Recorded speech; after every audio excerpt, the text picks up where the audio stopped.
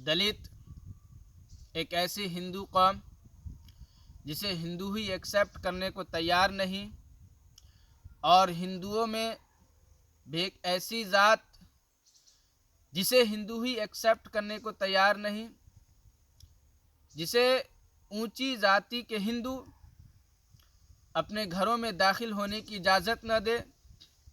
एक दलित एक ऐसी कौम जो अगर बड़े ऊंची जात के हिंदू के बर्तन से पानी पी ले, या तो दलित को उस पानी पीने पर मार मार कर अधमरा कर दिया जाए और साथ में उस बर्तन को फेंक दिया जाए।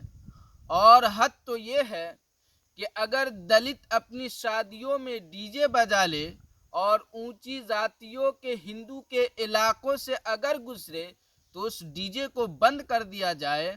और तो और अगर घोड़ी चढ़ गया कोई दलित अपनी शादियों में तो घोड़ियों से उतार कर दूल्हे को मारा जाए। अब जरा सोचिए कि दलितों का क्या मकाम है हिंदू कौम में। बड़ी जात के हिंदू दलित को कितना नीच और कमतर समझते हैं अपने से कि अगर वो घोड़ी चढ़ जाए तो घोड़ी ना चढ़ने दिया जाए, अगर उसके बर्तन से पानी पी ले तो उस बर्तन को फेंक दिया जाए और साथ में उसे मार मार कर अधमरा कर दिया जाए।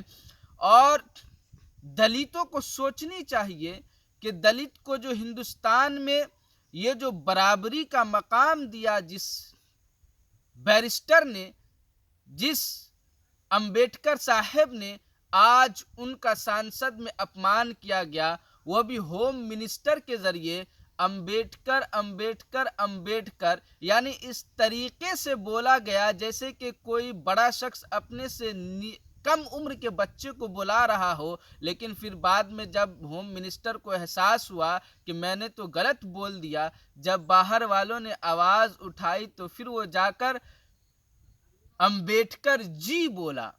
यानी ये इतना बड़ा अपमान जिसे दलितों को भगवान का मकाम देना चाहिए अंबेडकर साहब को, आज उसके अपमान पर दलित लोग खामोश बैठे हुए हैं। आज उसकी बेइज्जती पे दलित लोग खामोश सोया हुआ है, ऐसा लग रहा कि कुछ हुआ ही नहीं। दलितों को चाहिए था कि वो रोड और सड़कों पे आ जाते प्रोटेस्ट करने के लिए। दलितों को चाहिए था कि जिसने हिंदुस्तान में उनको बराबरी का हक दिया, जिसने हिंदुस्तान में उनको नौकरी दिलाने का हक दिया, आज उसकी बेइज्जती हो रही है उनकी, लेकिन दलित लोग खामोश बैठा हुआ है। मेरे दलित भाइयों, आपसे गुजारिश है कि जिसने आपको बराबरी का हक देने के लिए क्या क्या मुसीबतें और परेशानियां नहीं उठाई, आप उसकी बेइज्जती पे खामोश है। आपका ज़मीर कहाँ मर चुका है?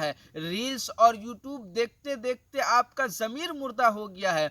आपको चाहिए कि आप जागे, चंद्रशेखर आज़ाद के पीछे खड़े हो जाइए और सांसद के सड़कों पर जाकर एहतजाज में शामिल हो जाइए। बस यही बातें थी।